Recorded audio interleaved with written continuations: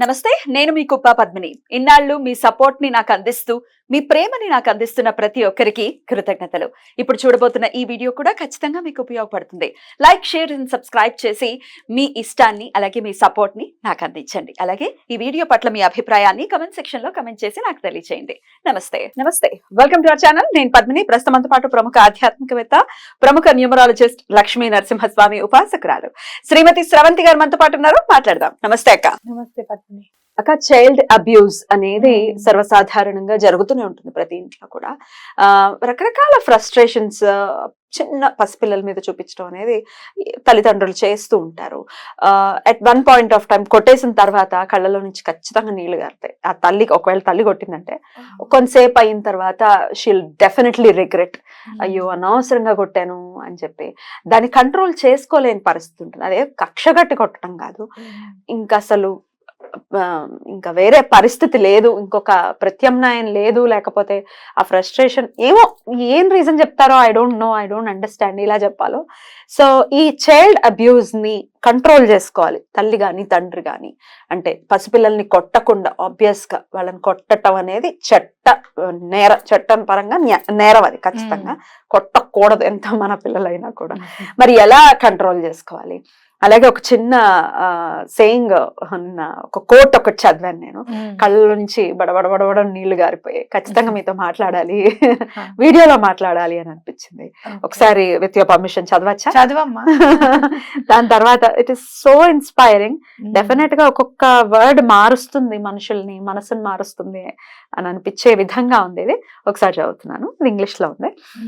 Imagine this. In 20 years, your child is all grown up, living their own life. There are no more bedtime stories or little hands holding yours. No one follows you around and no toys are left on the floor. You will wish you could go back to the crazy yet beautiful days of their childhood. Enjoy the mess, the sticky fingers and all the noise now, because one day you will miss the sound of their laughter and their little hugs. చాలా మనసుకి హత్తుకుంది ఈ quote. What do you say about it? పిల్లల్ని విషయంలో నేనైతే చాలా దెబ్బలు తిన్నా మా అమ్మతో. ఎవరైనా చాలా ఇరిటేట్ చేస్తే ఫస్ట్ మా అమ్మకి నేనే దొరికేదాన్ని. పట బాధేసేది. నేను కూడా తిన్నా, మేము మొట్టికెళ్ళి తిన్నాం విపరీతంగా. ఎవరైనా ఏదైనా అంటే కూడా మమ్మల్ని అంటే కూడా మమ్మల్ని బాగా, వాళ్ళు ఎవరైనా ఏదైనా చెప్తే కూడా బాగా కొట్టేది. నన్ను అయితే బాగా కొట్టేది. ఇంకా అసలు నేనైతే బాగా దెబ్బలు తిన్నా. పెద్ద పిల్లలు తినరేజండి. ఏమో మరి మా చెల్లె చక్క తప్పించుకునేది, కానీ మా చెల్లెల్ని కూడా కొట్టిన సందర్భాలు ఉన్నాయి. కానీ మాకు అర్థమైపోయేది మా మనసుకి, అమ్మకి వేరే వాళ్ళ వల్ల కోపం వచ్చి మన మీద చూపిస్తోంది అని తెలిసేది. కానీ వెంటనే మళ్ళీ దగ్గర తీసుకునేది. మేము కూడా కొట్టావు కదా, మేము దగ్గరికి వెళ్ళామని అట్లా ఏమి ఉండేది కాదు. కానీ మా మనసులో మాత్రం మా బాధ ఉంది. మళ్ళీ మా అమ్మ తెలుసా, ఎవ్వరు వేయని డ్రెస్సులు వేసుకున్నా నేను. కాస్ట్లీ డ్రెస్సులు కొనిపెట్టేది, చలికాలం ఐస్ క్రీమ్ కొనిపెట్టేది. తినండి ఏం కాదు, ఏమవుతుంది మహా అంటే జలుబు చేస్తుంది అంతేగానేది. అట్లా చాలా. మళ్ళీ ఆ రోజుల్లో మగపిల్లలతో మాట్లాడడము, ఫ్రెండ్షిప్ చేయడము చాలా కొత్తగా ఉండేది అనమాట. నేను మాట్లాడేదాన్ని, నేను ఫ్రెండ్షిప్ చేసేదాన్ని, చాలా ఫ్రీగా ఉండేది మా అమ్మ. కానీ అన్ని చేసిన తర్వాత కూడా చూడు, ఆ కొట్టింది నన్ను బాగా అనేది గుర్తుండిపోతుంది మనకి. అయితే నేనేం చేశాను అని అంటే, ఆ ఫ్రస్ట్రేషన్ ని ఎంతవరకు స్టాప్ చేయాలి. పిల్లల విషయంలో చూపించకూడదు, వేరే వాళ్ళ మీద కోపం పిల్లల మీద చూపించకూడదు. వాళ్ళ మీద ఏమైనా కోపం ఉంటే వాళ్ళని కొట్టాలేమో, కానీ వేరే వాళ్ళవన్నీ తీసుకొని వచ్చి పిల్లల మీద రుద్దద్దు అనేది మాత్రం నేను నేర్చుకున్నా ఫస్ట్. మా పిల్లల విషయంలో వస్తే మైత్రికి బాగా పడుతూ ఉంటాయి. చిన్నదానికి పడదు కానీ మైత్రికి పడతాయి. మీరు కూడా మీ అమ్మలా పెద్ద పిల్లని? కానీ అది అట్లా చేస్తుంది మరి, మాట వినకుండా చేయకుండా.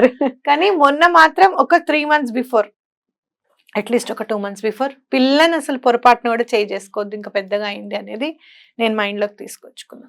కానీ చిన్నప్పటి నుంచి అసలు వాళ్ళు ఒక 2014లో మైత్రికి ఎంత వయసు, మహా అంటే 8 ఏళ్ళు.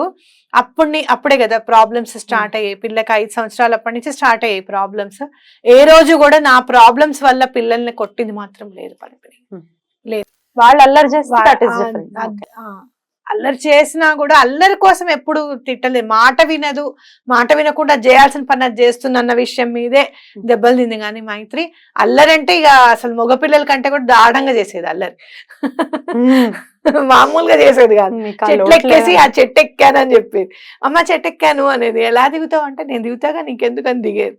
3 ఏళ్ళ తీర్చేసింది. Right right. అట్లా మనం ఎప్పుడు కూడా పిల్లల విషయంలో మనకి ఎటువంటి వాళ్ళని చూసి బాధని మర్చిపోయేటట్టుగా ఉండాలి, కానీ బాధ వల్ల వాళ్ళని కొట్టడము, వాళ్ళు మనకి దూరం అయిపోవడం అనేది పొరపాటును కూడా చేయొద్దు. నిజంగా నువ్వు భారతదేశంలో ఉన్నావు అని అంటే చాలా అదృష్టవంతురాలు. నీ పిల్లల్ని కొట్టే హక్కు నీకు ఇచ్చింది దేశం. అంతేగాని వేరే ఎక్కడన్నా వేరే దేశాల్లో ఉంటే చూస్తే కాదు లోపలికి వెళ్ళి వేసేస్తారు. ఏమైంది అని అడుగుతారు. మా అమ్మ కొట్టింది అని చెప్తే ఇంకేమీ లేదు, రావడం లోపలికి వేయడం, పిల్లలకి తల్లిదండ్రులకి దూరము, వాళ్ళ కష్టం వీళ్ళ కష్టం. అట్లా మనం ఇక్కడ ఉన్నాము అని అంటే గనక అంటే తల్లికి ఎంత ఇంపార్టెన్స్ ఇచ్చింది మన దేశం అనేది గుర్తుపెట్టుకోవాలి. ఒకటి, తల్లిదండ్రులు వద్దు అని వారించకపోతే, సరైన టైంలో దండించకపోతే పిల్లలు పాడైపోతారు. వాళ్ళ బాగోగులు చూడడమే కాదు, వాళ్ళని దండించే హక్కు కూడా ఉంది సరైన మార్గంలో పెట్టడానికి అనేది మనం అనుభవిస్తున్నాం ఇప్పుడు. దాన్ని సక్రమంగా మనం వినియోగించుకోవాలి అనేది నా భావన అనమాట. మన ఫ్రస్ట్రేషన్ ఎప్పుడు కూడా పిల్లల మీద చూపించకూడదు, చూపించపాఠం కూడా. రైట్. ఇది మనకు కూడా తెలుస్తుంది. మన హార్ట్ లో నుంచి ఒక వాయిస్ ఖచ్చితంగా వినపడుతున్నారు. అనవసరంగా కొట్టాము, అట్లీస్ట్ వాళ్ళు పడుకున్నప్పుడు అయితే ఖచ్చితంగా వస్తుంది ఆ ఫీలింగ్ వాళ్ళకి చూసిన వెంటనే. మరి కంట్రోల్ ఇప్పుడు క్వశ్చన్ అదే, కంట్రోల్ చేసుకోలేకపోతున్నాం. అప్పటిదాకా అనిపిస్తుంది వద్దు మనం అలా కొట్టకూడదని, ఆ పర్టికులర్ మూమెంట్ లో చేసుకోలేకపోతున్నాం అంటే is there any other way? అక్కడి నుంచి మీరు వేరే రూమ్ లోకి వెళ్ళడం, ఎక్కడన్నా గొడవ అవుతోంది, మీ పిల్లలు అక్కడ ఉన్నారు అని అంటే పిల్లల్ని లోపలికి పంపించేయడం, మీరు అక్కడి నుంచి వేరేగా వెళ్ళడం. లేదు అంటే కనుక కాసేపు బయటికి వెళ్ళి ఒక 10 నిమిషాలు వాకింగ్ చేసి రావడం. ఇవి చాలా ఇంపార్టెంట్.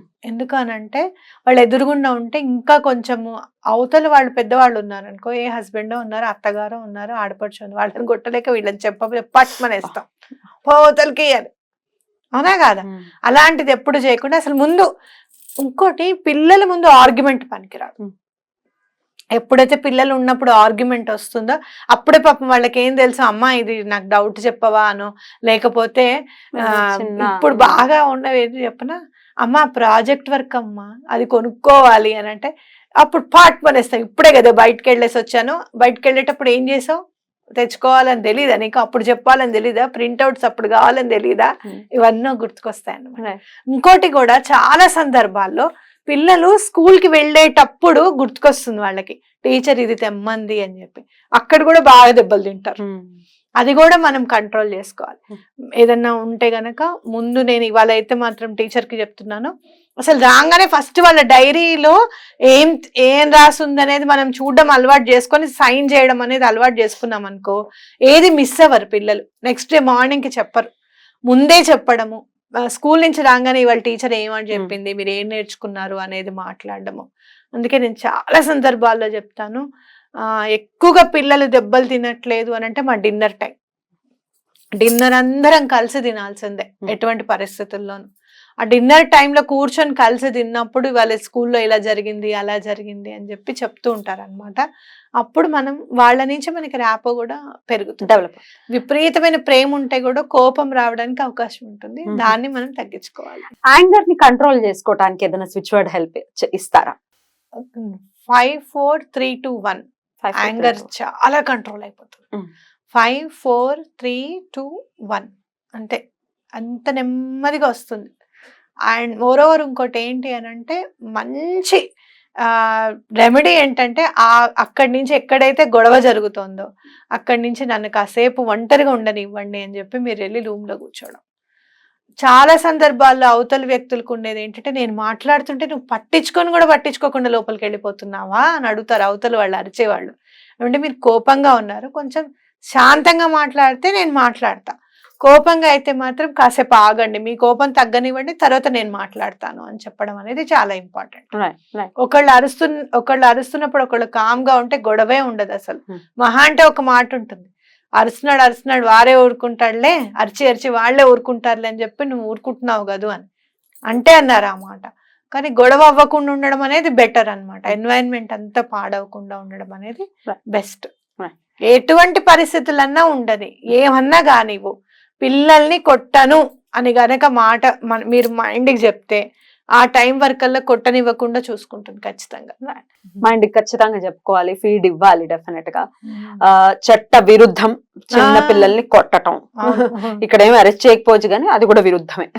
మానసికంగా వాళ్ళని చాలా ఇబ్బంది పెడతారు. నేనైతే కొన్ని మా అమ్మకి ఎట్లా చెప్పాలి, ఎలా చెప్పకూడదు అని చెప్పి చాలా సతమతం అయిపోయేదాన్ని, విపరీతంగా సతమతం అయ్యేదాన్ని. తర్వాత కొంచెం పెద్దగా ఇక మానేసినా గానీ ఆ భయం ఉండిపోతుంది. మా నాన్నగారికి అక్కడ సౌదీలో ఉన్నా సరే మా నాన్నకి చెప్పేదాన్ని, ఇట్లా ఉంది, ఇలా ఉంది అని అంటే అమ్మేమంది అని అనేవాళ్ళు అనమాట. ఇప్పటికీ నాకు బాగా గుర్తు ఏంటంటే, మేము పైన ఇల్లు కట్టుకుంటున్నాం పద్మిని, ఇట్లా వాష్ బేసిన్ కి అప్పుడు కొత్తగా పైప్ అది కనపడకుండా సిరమిక్ వచ్చేవన్నమాట, అవి కూడా కొంది అమ్మ. అయితే నేను ఎందుకు అటువైపు వెళ్తున్నప్పుడు బక్కగా ఉండేవాళ్ళం కదా, స్కూల్ డ్రెస్లు అవి, అది ఎందుకునో డ్రెస్ దాని మీద పడిపోయి నేను నడుస్తూ వస్తుంటే నాతో పాటే పడిపోయి పగిలిపోయింది అనమాట. నువ్వు నమ్ముతావా, మా నాన్నగారు నిద్రపోతున్న మా నాన్నగారు లేచేసి నన్ను ఇట్లా 2 చేతులు ఇలా పెట్టి ఆయన అడ్డుగా నుంచున్నారు. కొడతారేమో, కొట్టకు దాన్ని ఏం కొట్టకు అని చెప్పి. అంటే ఖచ్చితంగా అది పగలు కొట్టినందుకు అమ్మ కొడుతుందని ఆయన అనుకున్నారు అనమాట. అలా ఎలా చూసుకున్నావు నువ్వు, ఎంత కాస్ట్లీది కదా, జాగ్రత్తగా ఉండాలి కదా అని అంటే, ఏదో అమ్మ ఇవాళ తప్పించేసుకున్నాను నేను అని చెప్పి. కానీ అట్లా పగలు కొడితే అమ్మ కొట్టదులే అనేది కూడా అని అనిపించలేదు అనమాట. అమ్మ ఖచ్చితంగా కొట్టేది నాన్న రక్షించారని అనిపిస్తుంది. కానీ ఈ పెద్దగా అయిన తర్వాత ఆ సన్నివేశం గుర్తు చేసుకుంటే అమ్మ కొట్టాలని ఏం రాలేదు, ఏం జరిగిందా అని చూడడానికే వచ్చింది. కానీ కొన్ని భయాలు అట్లా ఉండిపోతాయి, మానసికంగా చాలా బాధ కలిగిస్తాయి. కొన్ని గుర్తులు కూడా ఉంటాయి. ఇక్కడ ఉంటుంది గుర్తు, ఇట్లా కన్నులాగా పగిలిపోయినట్టుగా ఉంటుంది అనమాట. బాగా యాంకిల్స్ మీద ఎక్కడ కొడుతుందో, ఎక్కడ చాలా విచిత్రం ఏంటి అని అంటే, అసలు దెబ్బ ఎక్కడ తగులుతుందో కూడా చూసుకోరు తల్లులు ఆ కోపం మీద ఉంటే. ఆ వంటింట్లో నుంచి బెడ్రూమ్ లో నేను నుంచున్నా, ఇట్లా కత్తిరి విసిరేసింది కోపంగా. ఎంత కోపం ఉండేదో మా అమ్మకి, అసలు కత్తిరి విసిరేస్తే వచ్చి నా పాదం మీద సక్మని గుచ్చుకుంది ఇట్లా లోపలికి. ఆగిందా కత్తిరి? ఇట్లా నెమ్మదిగా నేనే తీస్తే విపరీతమైన బ్లడ్. మళ్ళీ తనే తుడిచి తనే చేసి, ఎందుకు అలా మాట్లాడతారు మీరు, నాకు కోపం వచ్చేటట్టుగా మీరు ఎందుకు మాట్లాడతారు అసలు అని మళ్ళీ అప్పుడు బాధపడింది. అంటే ఆ కంట్రోల్ చేసుకోలేకపోతే అంత కోపం వచ్చేస్తుంది అనమాట. అది యాంగర్ కంట్రోల్ అనేది చాలా కష్టం. మనం ఇప్పుడు 5 4 3 2 1 చదివేసుకోండి అంటే ఆ 5 4 3 2 1 కూడా గుర్తుకు రాదు కదా. కానీ యాంగర్ ని కంట్రోల్ చేసుకోవడము అనేది ఆడదానికి చాలా ఈజీ అండ్ ఇంపార్టెంట్. ఎందుకు ఆడమగాళ్ళు ఇక్కడ కూడా మీరు డిఫరెన్స్ చూపిస్తున్నారా అని అంటే, పొద్దస్తమానం ఉండేది ఆడది ఇంట్లో. మీరు జాబ్ చేయండి, జాబ్ చేసినా కూడా ఇంట్లో మన మైండ్ పెట్టేస్తాం అక్కడ ఏం జరుగుతుందో, పాలు గిన్నె ఆపారో లేదో, తోడేసారో లేదో, ఇవన్నీ కూడా ఆలోచనలు ఉంటాయి మనకి. అంటే కనెక్టివిటీ ఉంటుంది పిల్లలతో బాగా, నేను చెప్పేది అది. కాబట్టి ఆడవాళ్ళు తప్పకుండా మీరు కోపం అనేది కంట్రోల్ చేసుకోవాలి. అక్క, 1 లాస్ట్ అండ్ ఫైనల్ క్వశ్చన్. దీన్ని యాంగర్ ని కంట్రోల్ చేసుకోవడానికి నంబర్ ఎలాగో చెప్పారు మీరు, అది కాకుండా స్విచ్ వర్డ్ హెల్ప్ అంటే మనం కంటిన్యూస్ గా దాన్ని చాంట్ చేసుకుంటూ ఉంటే కనుక డెఫినెట్ గా అట్లాంటి పరిస్థితి వచ్చినప్పుడు యాంగర్ కంట్రోల్ అయ్యే పరిస్థితి ఉంటుంది కదా. సో ఏదైనా స్విచ్ వర్డ్ చెప్తారా? Imagine, whole, count, voila. మనకి బాగా కోపం వచ్చేస్తుంది, మనం ఆపుకోలేకపోతున్నాం ఇంకా అన్నప్పుడు ఇమాజిన్, హోల్, కౌంట్, వాయిలా ఇది చదివితే యాంగర్ తప్పకుండా కంట్రోల్ అవ్వాలి. అలాగా డెఫినెట్ గా ఇది ఏ యాంగర్ కైనా, ఓన్లీ చైల్డ్ అబ్యూస్ కనే లేదు, ఓవరాల్ గా మీరు కోపంలో మిమ్మల్ని మీరు అసలు కంట్రోల్ కోల్పోతున్నారు అనుకున్నప్పుడు తప్పకుండా ఇది చదవండి, తప్పకుండా కోపం అనేది తగ్గుతుంది. అలా తగ్గాలి. పిల్లలందరూ కూడా చాలా సంతోషంగా ఉండాలి. మంచి బ్యూటిఫుల్ టైం వాళ్ళది, వాళ్ళు ఎంజాయ్ చేయాలి ఆ టైం ని. ఆ ఎంజాయ్మెంట్ ని మనం చూస్తూ మనం ఎంజాయ్ చేయాలి. రైట్ అక్క, thank you so very much. నమస్తే.